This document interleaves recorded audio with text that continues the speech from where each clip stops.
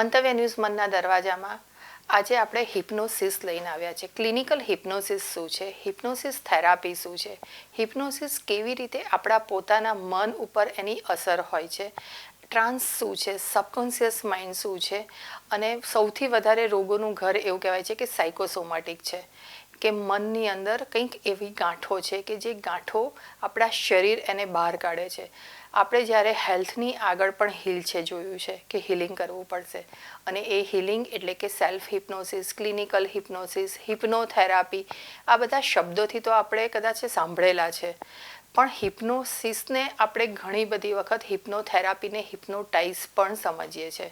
તો આજે હિપ્નોસિસ થેરાપી અને હિપ્નોટાઇઝ બેની વચ્ચે શું ફરક છે, હિપ્નોસિસ કેવી રીતે આપણા પોતાની અંદર એ થેરાપીને લઈને આપણે આપણા પોતાનાને વધારે સારી રીતે સ્વસ્થ બનાવી શકીએ, આપણે આપણા પોતાનાને વધારે સારી રીતે સમજી શકીએ, એના માટે ડિસ્કશન કરવા માટે આપણી સાથે જોડાયેલા છે લવ.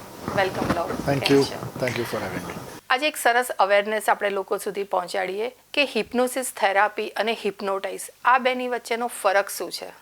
સો હિપ્નોટિઝમ અને હિપ્નોથેરાપીને જો આપણે જોઈએ તો હિપ્નોટિઝમનું રૂટ મેસ્મેરિઝમ તરફ જાય. મેસ્મેરિઝમનું રૂટ તમે જુઓ તો એન્શિયન્ટ ગ્રીક, ઇન્ડિયન અને ઇજિપ્શિયન કલ્ચર્સમાં જે વશીકરણ કહેતા હતા એના પહેલાં ઉપર જાય કે ભાઈ હું તમારા ખભા ઉપર હાથ મૂકું ને ટપલી મારું ને કંઈક કરું ને તમે ભાન ભૂલી જાઓ ને પછી હું કહું તમે હવે કબૂતર છો એટલે તમે ઉડ્યા કરો. હિપ્નોથેરાપી ઇઝ જ્યારે આપણે આપણા મગજને અને શરીરને એટલું શાંત કરીએ, એક સ્ટેજ ઉપર લાવી દઈએ કે જ્યારે વી આર સો કમ્ફર્ટેબલ કે દેન શ્વાસ, તમારો બ્રેથવર્ક, તમારું હાર્ટબીટ અને તમારું મગજ બધું જ એક ફ્રીક્વન્સી ઉપર ધીરે ધીરે આવવા માંડે. એ લેવલ ઉપર જઈએ પછી આપણે આપણા મગજના સબકોન્શિયસ માઇન્ડની અંદર ઉતરીએ. સો હવે બ્રેન અને માઇન્ડ પણ બે અલગ અલગ વસ્તુ થઈ જાય. Brain is your physical brain, your mind is all over the body. ઉર્જા કે એનર્જી કે જે પણ આપણે કહીએ. સો કે ઓરા, આજકાલ ઓરા બધા બહુ યુઝ કરતા હોય છે, જે સાંભળવું અને સમજવું લોકોના માટે સરળ શબ્દ થઈ જાય. સરળ શબ્દ છે. સો તો આપણી જે ઓરા છે ઇઝ અવર એનર્જી ફિલ્ડ.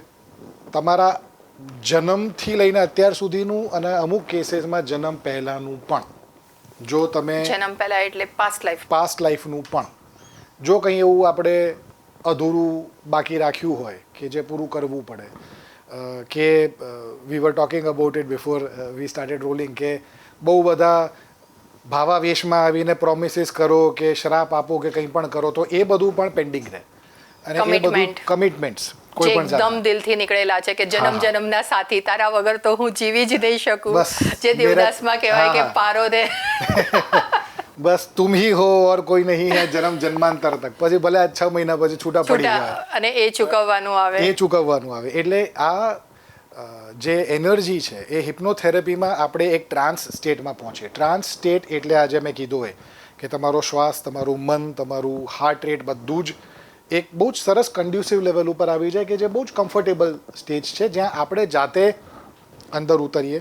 અને દેન જે ક્લાયન્ટ છે, થેરાપિસ્ટ નહીં પણ માનો કે તમે મારા ક્લાયન્ટ છો, તો તમે ચૂઝ કરો કે આપણે કઈ કઈ વસ્તુ ઉપર કામ કરવું છે અને કેટલી હદ સુધી કામ કરવું છે.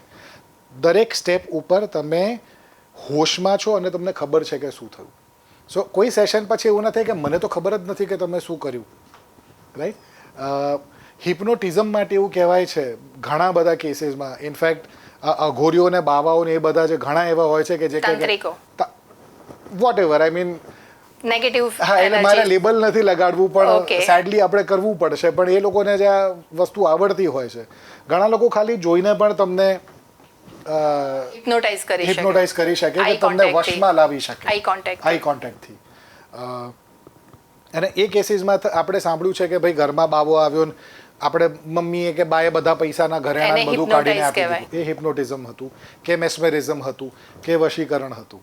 હિપ્નોથેરાપી માટે તમે મારી ઓફિસમાં આવો, આપણે ડિસ્કસ કરીએ કે શું પ્રોબ્લેમ છે, કેમ તમે મારી પાસે આવ્યા. રિકરિંગ ઇશ્યુઝ છે, સ્ટ્રેસ હોય, ડિપ્રેશન હોય, ક્રોનિક બીમારીઓ હોય, રિલેશનશિપ ઇશ્યુઝ હોય, બહુ બધી. It's a huge plethora. પણ જેમ તમે વર્ડ યુઝ કર્યો psychosomatic, everything in our life is psychosomatic. In fact accidents જે થતા હોય છે આપણી સાથે એ પણ ઇન્વાઇટ કરેલા હોય છે. સાયકોસોમેટિક હોય છે કારણ કે Psychosomatic પોતાની હોય છે. સેલ્ફને આપણે પનિશ કરવી હોય છે રાઈટ. એક્ઝેક્ટલી. પનિશ અગેન મારે બને ત્યાં સુધી હું નેગેટિવ વર્ડ્સનું કોનોટેશન નથી આમાં એડ કરવા માંગતો, કારણ કે નીકળ પછી લોકો એવું વિચારે કે હો આ તો બધું ખરાબ જ છે. પણ જો નેગેટિવ વસ્તુને આપણે નહીં સમજીએ, નહીં સ્વીકારીએ હા. તો પોઝિટિવ તરફ વળી બી નહીં શકાય અને એક્સેપ્ટન્સ પણ નહીં આવે ને. અગ્રીડ, પણ see again negative and positive are two sides of the coin. હવે તમને અમુક વસ્તુઓ નેગેટિવ લાગે છે એ નેગેટિવ છે કે નહીં, અને મને અમુક વસ્તુઓ પોઝિટિવ લાગે છે પોઝિટિવ છે કે નહીં. હા, એ એગ્રી કે રૂલ્સ નથી. જે મારા માટે રાઈટ છે તમારા માટે રોંગ પણ હોઈ શકે, અને જે Right. તમારું રોંગ છે મારું રાઈટ હોઈ શકે. Exactly. કારણ કે અને કદાચ જે મારું રાઈટ છે એ 5 વર્ષ પછી મારા માટે પણ રોંગ હોઈ શકે. 100%. કારણ કે જેવી સિચ્યુએશન ચેન્જ થાય છે એટલે રાઈટ રોંગ ચેન્જ થઈ જાય છે, થઈ જશે. અને એ જાતે જ આપણે નક્કી કરીએ છીએ કે આ રાઈટ છે ને આ રોંગ છે. 100%. એટલે નેગેટિવ વર્ડ્સ કરતાં એ સિચ્યુએશનમાં આપણે એવું કહી શકીએ કે પોતાના માટે એવી કોઈક આપણે એટ્રેક્ટ કર્યું છે હા, કે જેના હિસાબથી એક્સિડન્ટ થઈ શકે. આ પ્રોપર વર્ડ્સ. પ્રોપર વર્ડ છે. સો હવે એ બધા પ્રોબ્લેમ્સ હિપ્નોથેરાપીથી કાઢી શકાય. તમે તમારા સબકોન્શિયસ માઇન્ડની અંદર જાઓ, એક પછી એક જેમ અનિયનને અનપીલ કરો લેયર્સ ઓપન એ બધા કરે. લેયર્સ એક એક કરીને કાઢીએ. બહુ બધી વાર ડિસ્કમ્ફર્ટ પણ આવશે, કારણ કે દરેક લેયરમાં જેમ ડુંગળીને છોલોને રડવું આવે એવું ઘણીવાર બની શકે કે તમે રડો, તમને ગુસ્સો આવે, તમને કદાચ બહુ મજા આવે, કારણ કે એવું નથી કે ખાલી ખરાબ વસ્તુઓ જ આપણે ડિસ્કસ કરીશું. એ બધામાં there are a lot of happy memories also, અને હેપી મેમરીઝ જાણવી જરૂરી છે, કારણ કે એને પકડીને આપણે બધી દુઃખી મેમરીઝને ક્લિયર કરીશું. પણ એવું કહેવાય ને કે જે સ્વીટ મેમરીમાં આપણે ભૂતકાળમાં જીવ્યા છે ને હા. એને જ્યારે યાદ કરીએ છીએ ને ત્યારે રડવું આવે છે, અને જે બેડ મેમરીમાં ભૂતકાળમાં આપણે રડ્યા છે ને એને યાદ કરીએ ને ત્યારે હસવું આવે કે હું આ વાત ઉપર રડી હતી. 100%. પણ એ જો તમારું ઇવોલ્યુશન થયું હોય તો. નહીતર તમે એ યાદ કરીને રડ્યા જ કરશો કે ત્યારે એ લોકો હેરાન કરતા હતા, હજી હેરાન જ થઈએ છીએ. સો એ પોતાની જાતને એટલું ઇવોલ્વ કરવું પણ એટલું જ જરૂરી છે જેટલું જરૂરી આપણે કહીએ ને પ્રોગ્રેસ કરવો કે મૂવ ઓન કરવું. કે જેમ ડાર્વિને કીધું કે ભાઈ આપણે એક નાના અબીબામાંથી હ્યુમન્સ બન્યા, every step of changes or evolution. કે ધાર્મિક પેલામાં વાત કરો તો જે 10 અવતાર હતા, કે ભાઈ માછલીથી થઈને માણસ કલ્કી વિષ્ણુ અવતાર કલ્કી સુધી પહોંચશે. સો કલ્કીમાં તો ઘોડા ઉપર તલવાર ફેરવતા હશે. So then there was something very different that he reach there from a fish થી વરાહથી પિગ્મી સોરી નરસિંહથી પિગ્મીને પછી પહેલા સારો માણસ, પછી સ્લાઇટલી પોલિટિકલ, પછી બધું પડતું મૂકીને કે ભાઈ હવે this is what it is, ને આપણે બુદ્ધ બની જઈએ. So every level we also go through.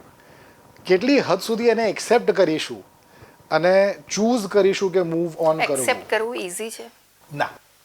Move on થવું ઈઝી છે? હા. કેવી રીતે બેની વચ્ચે? કારણ કે જો So, એક્સેપ્ટ કરીશું તો જ મૂવ ઓન Exactly. થવાશે. એટલે move on- તો મૂવ ઓન ઈઝી છે તો એક્સેપ્ટ કેમ મૂવ ઈઝી ઓનનો નથી? આઈડિયા ત્યારે આવે કે જ્યારે તમે એક્સેપ્ટન્સ ઉપર આવો. હા. રાઈટ. એ સિવાય તો મૂવ ઓન થઈશું જ નહીં. એ નહીતર આપણે પેલા મંકોડાની જેમ એક જ બાજુ ગોળ ગોળ ફર્યા કરીએ કે ઓ આ તો મેં છોડી દીધું છે, હું મૂવ ઓન થઈ ગઈ, પછી પાછી ઓ આ ફરી દેખાયું, પણ હું તો મૂવ ઓન થઈ ગઈ. So moving on is easy, but accept કરીને મૂવ ઓન કરો તો તમે ફરી પાછા નહીં આવો. મૂવ ઓન થવું ઈઝી, તો એ ઈઝી નથી, ખાલી એક મુખવટો ના કહેવાય? હા. C that's why I said કે એક્સેપ્ટ નહીં કરો ત્યાં સુધી રિયલ સેન્સમાં Move on, તમે મૂવ ઓન move on. થશો જ નહીં. તમે ફરીને સેમ એક્સપિરિયન્સીસ જિંદગીના જોયા કરશો. એટલે હું કાયમ એવું કહું કે માણસ બદલાય, સમય બદલાય, સંજોગો બદલાય, સિચ્યુએશન બદલાય, પણ તમને ફિલિંગ્સ એક્સપિરિયન્સ સેમ કરાવે. આ 100%. મારું કાયમ માટેનું 100%. એક perfect sentence. 100%. This is accept કેવી રીતે લોકો કરી શકે? કારણ કે જ્યારે આપણે થેરપી કરવાનું ચાલુ કરીએ ને, સૌથી મોટો પ્રોબ્લેમ આપણી લાઈફનો શું છે કે આપણે આપણી જાતને વિક્ટિમ બનીને જ Blaming game. Situation blame game. હું બિચારી અબળા નારી બધાએ આવીને મને હેરાન કર્યું કે મારા perfect કેસમાં હું વાક્ય બિચારો કીધું. અબળો અને મને લોકોએ હેરાન કર્યો, મારા પપ્પાએ મને માર્યો, ને મારી મમ્મીએ મને પ્રેમ ના કર્યો, ને ઓફિસમાં મારા બોસીસ મને તતડીને કામ કરાવતા હતા, મારી શું લાઈફ રહી. રાઈટ. તો એ તમે વિક્ટિમ બોક્સમાં બેસી જાઓ તો તમને બધું તમે ડિફેન્સિવલી જ જોશો. પણ જ્યારે રિયલાઇઝ કરો કે ભાઈ તમારી એક્શન તમારી છે, એની ઉપર હું કેવી રીતે રિએક્ટ કરું છું, તો મારા ચોઇસમાં છે ને. સો આપણે લોકો થેરાપિસ્ટ પાસે જઈએ શીખવા કે આ રિએક્ટ કરતાં કઈ રીતે શીખવાનું છે, કે રિએક્ટ ના કઈ રીતે કરવું. ના બોલવી એ બી એક કળા છે 100%. અને ના બોલતા શીખવું જોઈએ. પણ આપણું કન્ડિશનિંગ બી એવી રીતે થયું છે કે આપણે આપણા બાળકોને બી ના બોલતા નથી શીખવાડતા, અને આપણે બી ના બોલીએ ને તો સામેવાળો જજ કરશે એવું આપણે બી વિચારીએ છીએ. હા, એ આપણે એવું વિચારીએ કારણ કે આપણું કન્ડિશનિંગ પણ એવું થયું છે. પણ જો ના બોલવાની કળા આવડી જાય તો બહુ બધા પંગામાંથી આપણે નીકળી જઈએ, પણ પછી તમે એને ડિફેન્સ મિકેનિઝમની જેમ યુઝ કરવા માંડો કે બધી જ વસ્તુઓમાં અવોઇડન્સ લાવી દો કે નથી કરવું, એ તો નહીં તો એ કળા ના થઈ ને. સી જેને યુઝ કરવું છે એના માટે તો કળા છે. હા, એ બી છે. એ બહુ સ્માર્ટનેસ, એ બહુ સરસ કીધું તમે, બહુ સાચી વાત છે. એટલે હું સારી રીતે યુઝ કરી શકતો તો હું કલાકાર છું ને પછી એમને કહો એ તો મેરે સે નહીં હોગા, તો હું નહીં કરું. રંગમંચના કલાકારની જેમ જ્યાં નથી કરવું ત્યાં એ સારો શબ્દ ના. માથું પકડીને બેસી જઈશ કે આજે નથી સારું લાગતું. પિંકલ આપણે પછી કરીશું ડિસ્કશન, આજે નથી વાત કરવી. પણ if I am here, if I want to do it, તો પછી હું ગમે તેમ કરીશ. સો ના પાડવી કે કરવું, જો કમિટ કરો તો 100% કરો. જો ના કમિટ કરીને ના પાડવી હોય તો પણ 100% કરો. પછી ઘણીવાર આપણે ફરીને જોયા કરીએ પાસ્ટમાં કે પેલા છોકરા સાથે મારું રિલેશનશિપ હતું ને પડી ભાંગ્યું, હવે એ શું કરતો હશે, આજે કોની જોડે છે, એનો ડીપી જોઈએ, એનું લાસ્ટ સીન જોઈએ, એનું વોટ્સઅપ સ્ટોરી જોઈએ, ઇન્સ્ટાગ્રામ ઉપર સ્ટોક કરીએ, હા, બ્લોક કરીએ, અનબ્લોક કરીએ પાછું એ. તો એ આપણે બી કશેક સ્ટક રહીએ છીએ અને પોતાને લાઈફને જ એક નવો ચાન્સ નથી આપતા. આપણે મંગોડાની જેમ મૂવ ઓન થઈને ફરી પાછા એક જ જગ્યાએ જઈએ છીએ. તો માની લો કે કોઈ હિપ્નોથેરાપી સુધી નથી પહોંચતું અને એણે એક્સેપ્ટન્સ સુધી પહોંચવું છે, કારણ કે દરેક વ્યક્તિ હિપ્નોથેરાપી સુધી નથી પહોંચી શકતું, થેરાપિસ્ટ સુધી. અને ઘણા લોકો તો એવું માને છે કે થેરાપી સુધી કે ક્લાયન્ટ સેશન લેવા તો ત્યારે જાય કે એની પાસે બહુ બધા મગજ જ નથી, પાગલ થઈ ગયું છે. હા, એ સેડલી બહુ મોટો પ્રોબ્લેમ છે. બહુ મોટો પ્રોબ્લેમ. થેન્કફુલી ચેન્જ થઈ રહ્યું છે અને હવે એક્સ્ટ્રીમ લેવલ પર થોડાક લેવલે જ થયું છે. ના, so I will tell you one thing. હમણાં બહુ ઇન્ટરેસ્ટિંગ વસ્તુ મેં જોઈ છે. 11 વર્ષથી હું પ્રેક્ટિસ કરું છું, રાઈટ, બધી અલગ અલગ મોડાલિટીઝ ઓફ થેરાપી. તો જ્યારે શરૂ થયું ને અમુક યંગ છોકરીઓ મારી પાસે આવતા હતા, જો અંડર એજ હોય તો મારું સ્ટેન્ડર્ડ છે કે ભાઈ તમારા પેરેન્ટ્સને પ્લીઝ ઇન્વોલ્વ કરવા પડે. એ લોકોને હું અપડેટ નહીં આપું કે તમારી સાથે શું કામ થયું, પણ તમારા પેરેન્ટને જાણવું જરૂરી છે કે તમે થેરપી લો છો. એટલે આવી રીતે 1-2 લોકોના પેરેન્ટ્સ આવીને મારી ઉપર ભડક્યા, તમે મારા છોકરાને ફસાવો છો ને અમારા ઘરમાં કોઈ ગાંડું નથી થયું, તમે આવી રીતે. મેં કીધું ગાંડા ના થાય ને એના માટે એમણે આપવું જોઈએ. હવે I see a lot of young folks કે જે જાતે સામેથી પોતાના પેરેન્ટ્સને કહે, એઝ યંગ એઝ 13-14, 13-14 વર્ષના છોકરીઓ પણ પોતાના મમ્મી પપ્પાને કહે કે અમારે થેરપીની જરૂર છે. મારી જોડે એનાથી બી બેટર બી કહેવાય, કેવું કહેવાય કે યંગ છોકરાઓ એમના પેરેન્ટ્સને કહે છે કે તમારે થેરાપીની જરૂર છે. સી આ પ્લેનેટ ઉપર જેટલા લોકો જીવે છે એ બધાને કોઈક ને કોઈક જાતની થેરપીની તો જરૂર છે જ. We all are broken somewhere. કોઈ સર્વગુણ સંપન્ન તો નથી. અને તમે ને હું સાથે વર્ક કરતા મેં એ બી જોયું છે કે નોર્મલ માણસ કરતાં ખરેખર થેરાપિસ્ટને તો એ લોકો કરતાં પણ વધારે જરૂર હોય છે. ઓહો, 100%. બધાને એવું લાગે છે કે તમે કે હું થેરાપિસ્ટ છે તો આપણી લાઈફમાં કોઈ પંગા જ નથી, એવું નથી હોતું. એકચ્યુઅલ આપણે બી આ જ લાઈફના ને આ જ માણસ છીએ. તો સૌથી વધારે અને આપણે એ લોકો કરતાં પણ વધારે અવેર થવાનું હોય છે, વધારે પ્રિકોશન્સ લેવાના હોય છે. તો થેરાપિસ્ટને પણ થેરાપીની જરૂર પડે છે. અને થેરાપિસ્ટના પણ થેરાપિસ્ટ હોય. સાચી વાત છે. અને જો કોઈ થેરાપિસ્ટ એમ કે મારે કોઈ વસ્તુની જરૂર નથી, મારા તો આ 1 કિલો ક્રિસ્ટલ્સ મેં રાખ્યા છે કલરના, એ બધા હું પહેરી લઉં, મારા ગજવામાં મૂકી દઉં એટલે હું સાજો થઈ જઈશ, તો એ ખોટું છે. બહુ સાચી વાત કે હું રેકી કરાવી લઈશ તો સાજો થઈ જઈશ. થેરાપિસ્ટને પણ બીજા સિનિયર થેરાપિસ્ટ જોડે જવું જ પડે છે અને એણે થેરાપી, કારણ કે ડોક્ટર પોતે પોતાની જાતે સર્જરી ના કરી શકે, એણે બીજાના સપોર્ટ સિસ્ટમની જરૂર પડે જ. અને ડોક્ટર પોતે પણ માંદો પડે. અને ઘણી બધી વખત જે બીજાને બહુ જ બારીકાઈથી જોતું હોય ને એ પોતાની પેટર્ન બહુ જલ્દી નથી જોઈ શકતું. એણે એક સિનિયર થેરાપિસ્ટ જોડે જવું જ પડે. આના માટે હું એક કાયમ એવું કહું કે અને એક સરસ સુંદર ઉદાહરણ તરીકે સમજાવું ને તો એવી રીતે સમજાવતું છે કે આ બે બહુ જ જોડે છે, નાક અને મોં. પણ મારા જ મોંની બદબુ મારા નાકને નહીં આવે, પણ આટલા દૂર બેઠેલાને તરત જ આવશે. આ સેમ એવી વસ્તુ છે કે આપણી જે પેટર્ન છે ને એ પેટર્ન ગમે તેટલા એક થેરાપિસ્ટ તરીકે પોતાનાને ના ખબર પડે, પણ એક સિનિયર થેરાપિસ્ટ તરીકે એ આપણને સમજાવી શકશે ને એને ક્લોઝર લાવી આપી શકશે. એ પછી એક વસ્તુ એડ એ પણ કરીશ કે એ પછી જો તમને એમ લાગે કે ભાઈ મારે આ માણસ સિનિયર થેરાપિસ્ટ પાસે થેરપી લેવામાં ઓડ લાગે છે, તો તમે સેલ્ફ હિપ્નોસિસ કે સેલ્ફ કેરના એકવાર પ્રોબ્લેમ તમને ખબર જોઈએ, શું ઇશ્યુ છે એ ખબર હોવી જરૂરી છે. અને એ એટલી સરસ વસ્તુ છે કે અમુક વાર તમે લાઇક માઇન્ડેડ લોકો સાથે કે કોઈ સિનિયર થેરેપિસ્ટ સાથે બેઠા હો ને વાતો કરતા હો ને, અને ટ્યુબલાઇટની જેમ આમ સડનલી એ બલ્બ ચાલુ થાય કે ઓહ આ પ્રોબ્લેમ હતો એ આવું થયું.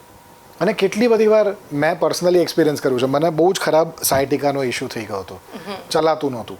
અને અમદાવાદમાં જ એક ફિઝિયોથેરાપિસ્ટ છે જે મારી સાથે હિપ્નોથેરાપી શીખ્યા છે, બહુ જ સિનિયર ડૉક્ટર છે. અને એમને ત્યાં એટલે ડોક્ટરો પણ હિપ્નોસિસ થેરાપીને ટ્રસ્ટ કરે છે તો જ શીખે છે. જે આપણે થેરાપિસ્ટ છીએ એ ચલો સરસ. એટલે એમના ક્લિનિક ઉપર હું ગયો અને એક અઠવાડિયું સેશન્સ બધા અલગ અલગ કસરતો કરીને પેલું ખેંચવાનું મરોડવાનું બધું કર્યું, ફરક નહોતો લાગતો. એટલે એમની પાસે ગયો, મેં કીધું બેન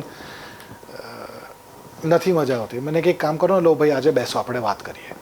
એટલે મેં બેઠા, એમણે સરસ ગ્રીન ટી મૂકી અને કંઈક શી સ્ટાર્ટેડ વિથ હર પ્રોબ્લેમ કે મને છે ને આવું ફલાણો પ્રોબ્લેમ થયો તો તમને શું લાગે છે શું કરી શકાય. અને હું એમને આન્સર આપતા સડનલી આમ એ તો મારો જ પ્રોબ્લેમ છે. અને એમણે ખાલી મને આમ અરીસો પ્રેમથી બતાવી દીધો કે ભાઈ તમારે આ જ પ્રોબ્લેમ છે તો હવે શું કરશો, એન્ડ એવરીથિંગ સોર્ટેડ.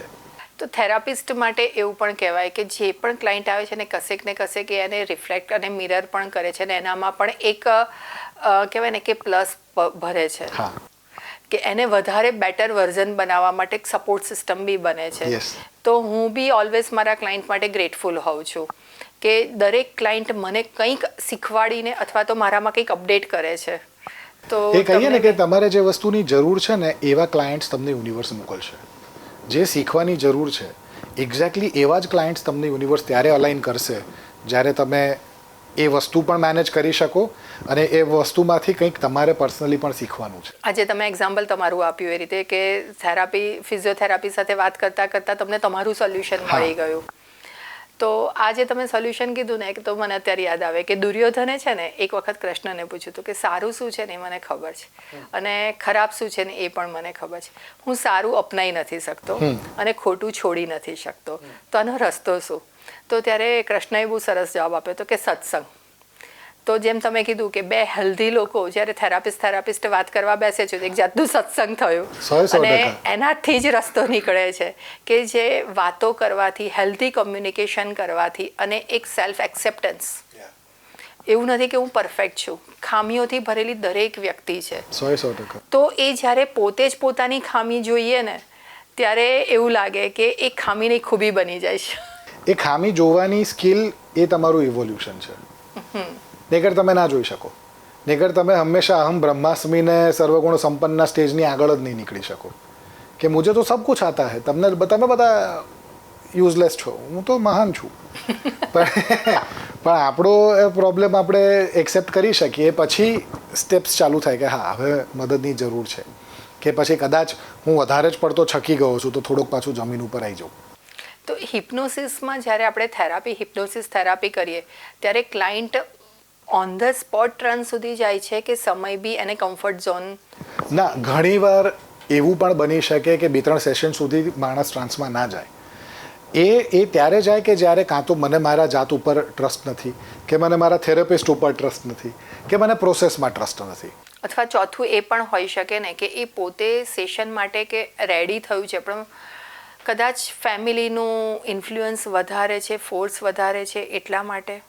આ પણ ચોથું છે. પણ એટલીસ્ટ મારા પર્સનલ કેસમાં હું એટલું કહીશ કે મારે પાસે કોઈ પણ ક્લાયન્ટ આવે ને તો હું હંમેશા પૂછું કે કોઈએ મોકલ્યા છે કે જાતે આવ્યા. ઓકે. જો મોકલ્યા હોય તો you are not ready. Thank you so much. તમારો મારો સમય કિંમતી છે. તમારા પૈસા બચાવો, મારો ટાઈમ બચાવો. અને જો તમે જાતે આવ્યા છો તો પછી તમને ખબર છે કે તમારે મદદની જરૂર છે. અને પછી તમને મદદ કરવા હું કંઈ પણ કરીશ. એ કેસીસમાં મોટા ભાગના ક્લાયન્ટ્સ બહુ ઇઝીલી ટ્રાન્સમાં જતા રહે. ઘણીવાર એવું થાય કે ક્લાયન્ટ કંઈક વસ્તુ જોઈ રહ્યું છે પણ એ ડિસ્કસ નથી કરી શકતા બિકોઝ ઓફ સોશિયલ રીઝન્સ ઓર શરમ ઓર જેમ એક યંગ ગર્લ સાથે હું કામ કરતો હતો, પાસ્ટ લાઈફ રિગ્રેશન કરતા હતા. પાસ્ટ લાઈફ રિગ્રેશન કરતાં ખબર પડી કે દેટ વુમન વોઝ અ પ્રોસ્ટિટ્યુટ. તો એ વર્ડ એનાથી યુઝ નહોતો થઈ શકતો અને પછી એને ગામવાળાએ મારીને સળગાવી દીધી એને અને એના અનબોર્ન ચાઇલ્ડને, અને એનો ટ્રોમા એ આ લાઈફ સુધી લાવી હતી. તો અમે જ્યારે સેશન કરતા હતા ત્યારે આઈ કુડ સેન્સ કે કોઈક વસ્તુ એને રોકે છે. એ વર્ક બધું જ કર્યું, અમે બધું જ ક્લિયર કર્યું. પછી જ્યારે ટ્રાન્સમાંથી પાછા આવી ગઈને અમે બેઠા વાતો કરતા હતા ને, આઈ યુઝ્યુઅલી ડુ ધીસ કે ભાઈ આપણે એક સર્વાઈવ લઈ લઈએ કે કેવું રહ્યું. મને કે સર એકચ્યુઅલી મેં તમને શેર ના કર્યું પણ હું વર્કિંગ વુમન હતી. મેં કીધું હજી થોડાક ડીપ જઈને તમારે એક્સપ્લેન કરવું છે. મને કે એકચ્યુઅલી હું ઇલલેજિટિમેટ વર્ક કરતી હતી. મેં કીધું હજી એને મને કારણ કે એક વર્ડ સુધી લાવવું જરૂરી હોય છે અને એનાથી એ 19-20 વર્ષની છોકરી કેવી રીતે એવું કહે કે હું મારી પાસ્ટ લાઈફમાં પ્રોસ્ટિટ્યુટ હતી. અને પછી શી ઇઝ લાઈક, મેં કીધું બસ આ એક્સેપ્ટન્સ થઈ ગયું ને, આમાં તારા 80% ઇશ્યુઝ તો એમને. અને દેન શી ઓલ્સો રિયલાઇઝ કે એ તો ત્યારે હતું, આ લાઈફમાં હવે તો એ કંઈ રહ્યું પણ એ નથી. રિઝોલ્વ કરવું બહુ જરૂરી બહુ હોય જરૂરી છે. અને હિપ્નોસિસ થેરાપીમાં જોયું છે કે એની આગળની જે બી લાસ્ટ લાઈફ હોય છે ને, કે એની પહેલાંની લાસ્ટ ડેથ બેડ વખતની ફિલિંગ્સ બહુ જરૂરી હોય છે.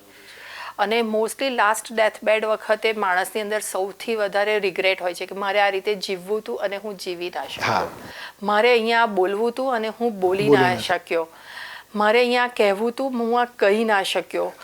મારે પોતાની અંદરનો એટલો બધો રિગ્રેટ લઈને માણસ લાસ્ટ ડેથ બેડ ઉપર હોય છે અને એ જ લાઈફ એ કેરી કરે છે.